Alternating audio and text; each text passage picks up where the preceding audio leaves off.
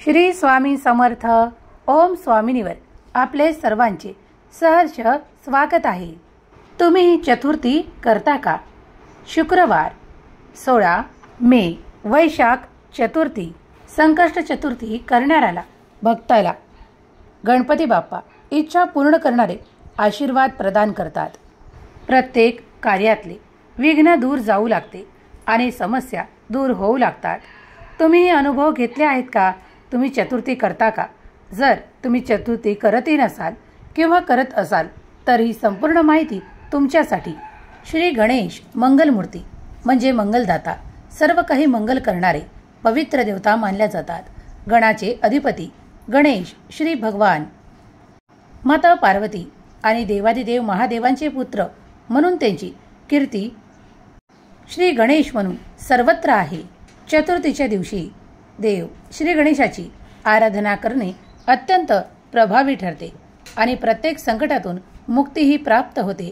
प्रत्येक इच्छा मनोकामना पूर्तीसाठी जे कोणी गणेशाची आराधना करतात त्यात तुम्ही जर अथर्व शिष्य श्री गणेशाची आराधना करत असताना चतुर्थीच्या दिवशी सकाळीच स्नान वगैरे आटोपून तुम्ही जर गणपतीला लाल फूल आणि दुर्वा वाहिल्यात आणि जर त्यासोबत अथर्व शिष्याचे पाठ केलेत 1, 3, 5, 11, 21 असे तुमची इच्छा असेल तितके तुम्ही पाठ करू शकता.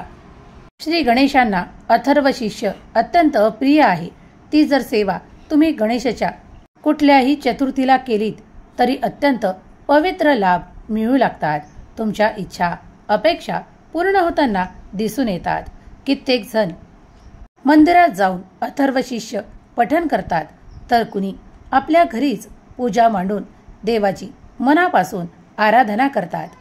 शांत मनाने केलेली प्रत्येक पूजा अर्चना परमेश्वराजवळ पोहोचतेच. तुम्हाला माहीत आहे, गणपती बाप्पांना प्रिय असलेल्या दुर्वा आणि लाल फूल आपण निरंतर वाहत असतो आणि चतुर्थीच्या दिवशी तर त्याचे अनन्यसाधारण महत्त्व आहे.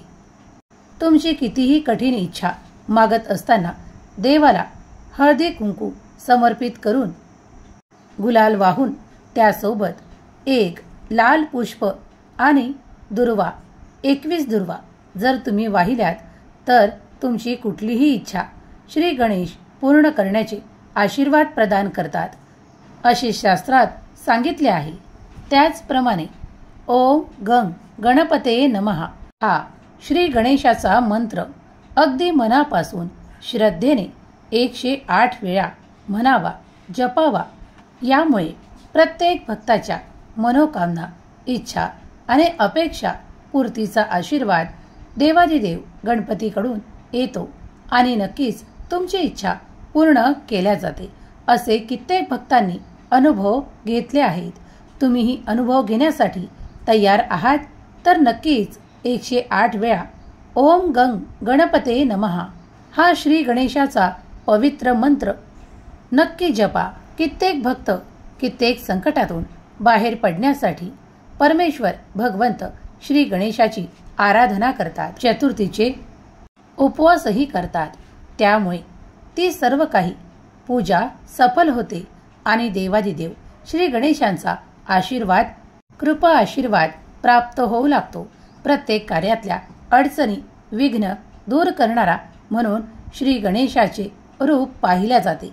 गणपती बाप्पा प्रत्येक कार्यात विघ्न दूर करतात आणि आपल्या कार्यांमध्ये ते सुखकर परिणाम देऊ लागतात आणि सर्व काही शांत आनंद विपुलता आणि भरभराटीचा अनुभव येऊ लागतो.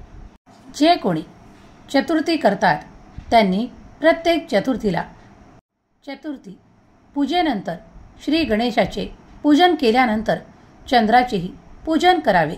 त्यांना अर्घ्य अर्पण करावे, जल अर्पण करावे, त्यासोबत पांढरे तांदूळ अर्पण करावे आणि पांढरे पुष्प मिळाले तर अगदी उत्तम, तेही अर्पण करावे. जलासोबत तुम्ही थोडे कच्चे दूधही अर्पण करावे. त्यामुळे श्री चंद्रदेव प्रसन्न होतात. ज्याप्रमाणे आपल्याला गणपती बाप्पाची आशीर्वाद हवे आहेत त्याचप्रमाणे चतुर्थीला चंद्रोदयाच्या वेळी चंद्रदेवाचे पूजन केल्याने ती चतुर्थी फलित होते आणि तुम्ही आशीर्वादित होता असे पुराणात सांगितले आहे. मनोभावे केलेली देवाची कुठलीही पूजा फलितच होते. तरीही तर श्री गणेशाची आराधना आहे ती नक्कीच तुम्हाला फलित होईल.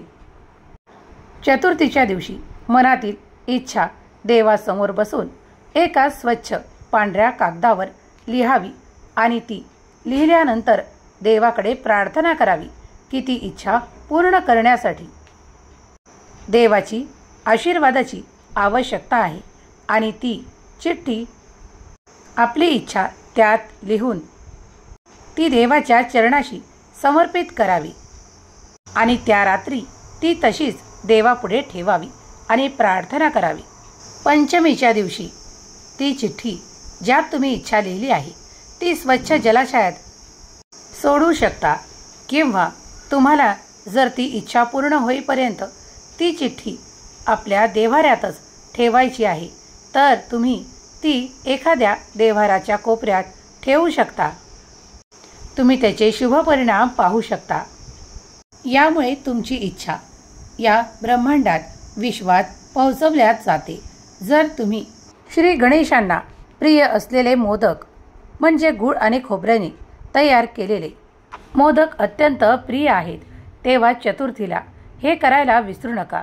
कारण हे करत असताना तुम्ही जी काही इच्छा ठेवाल आणि देवापुढे तो प्रसाद दाखवाल तेव्हा तुमची गणपती बाप्पा नक्कीच इच्छा पूर्ण करतील. हा अनुभव कित्येक भक्तांनी आजपर्यंत घेतला आहे.